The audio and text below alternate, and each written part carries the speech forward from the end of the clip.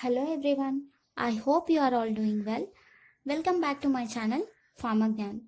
Today I am here to discuss about the skeletal system.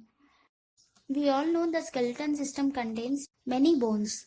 Today we are going to learn what are the bones present in the skeletal system and where they are located.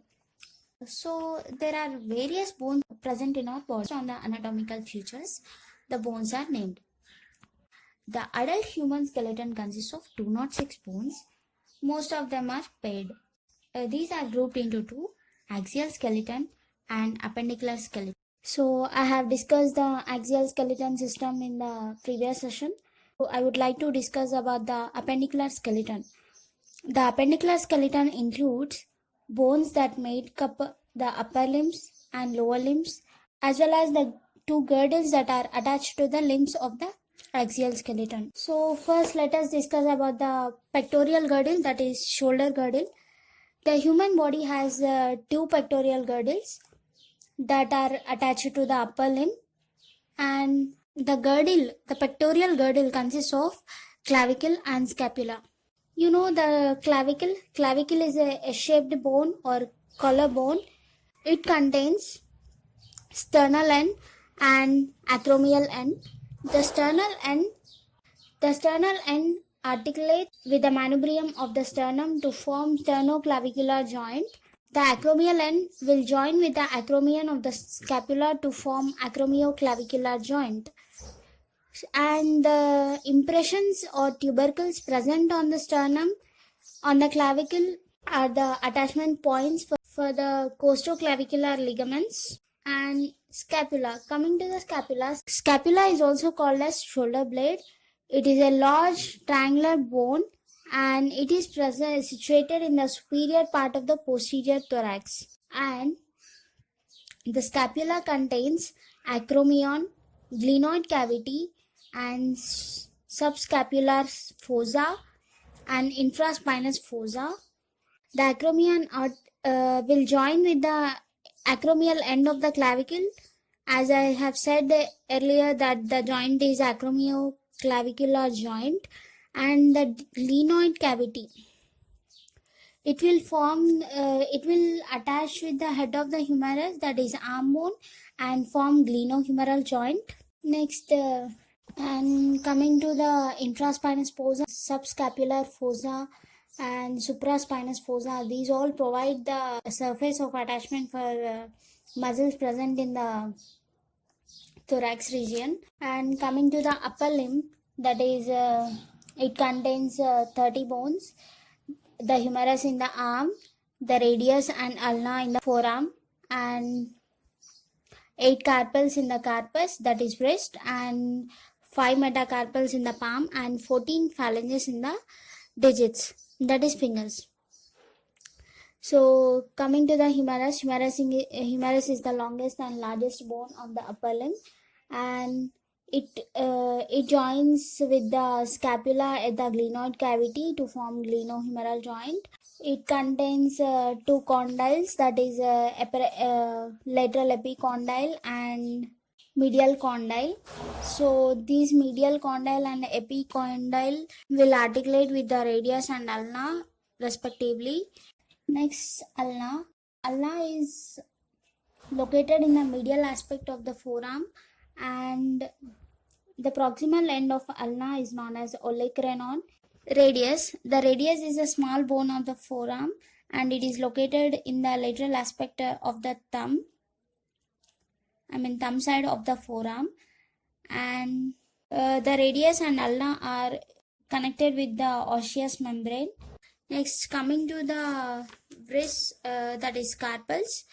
The carpals are 8 bones which are joined together with the intercarpal joints.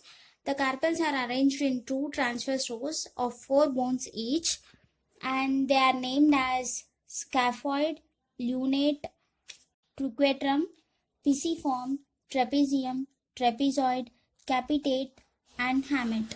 So these are named based on their size and the location. The capitate is the largest carpal bone. And coming to the metacarpals, are the bones which make the a palm or metacarpus, and it contains 5 bones, and they are joined with the carpometacarpal joints. The head of the metacarpals articulates with the proximal phalanges to form the metacarpophalangeal joints. Coming to the phalanges, our hand contains 14 phalanges in 5 digits of each hand. So they are arranged in 3 rows, that is proximal, medial and distal rows. The joints between the phalanges is called as interphalangeal joints. This is about the pectorial girdle and upper limb. Now let us discuss the pelvic girdle and the lower limb. Pelvic girdle, it consists of 2 hip bones.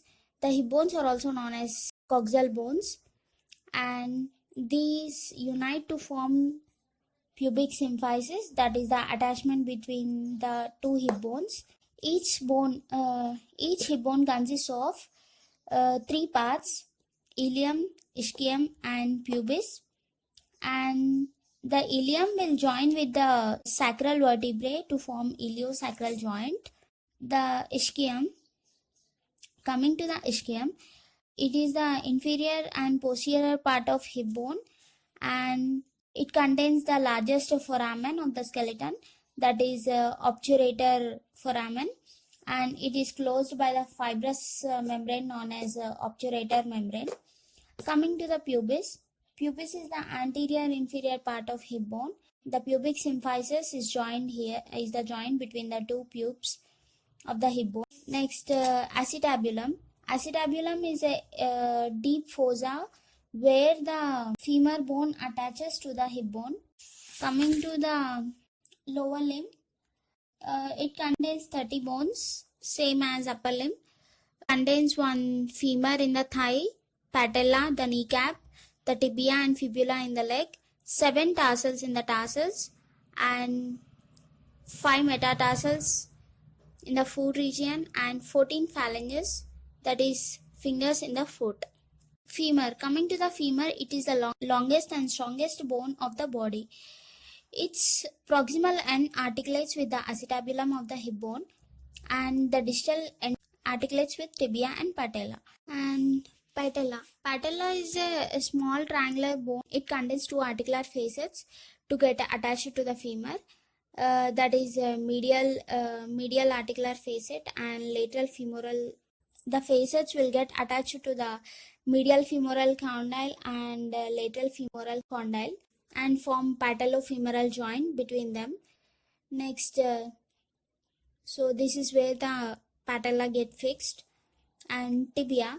Coming to the tibia, it is the larger medial weight bearing bone.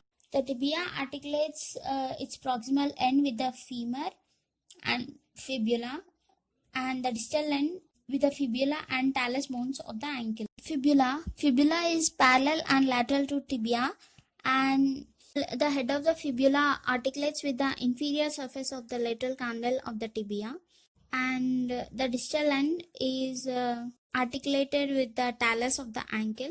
Coming to the tassels, metatarsals and phalanges. Tassels, so they contain 7 bones. They are talus, calcaneus, 3 cuneiform bones, lateral, medial and intermediate, and navicular bone.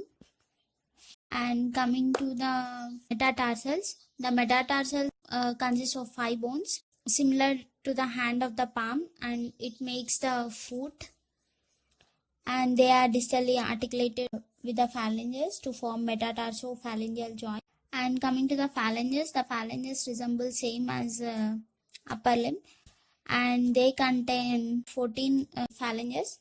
Each contain the proximal, medial and distal rows, but the big toe contains only 2 rows, the proximal and distal phalanges.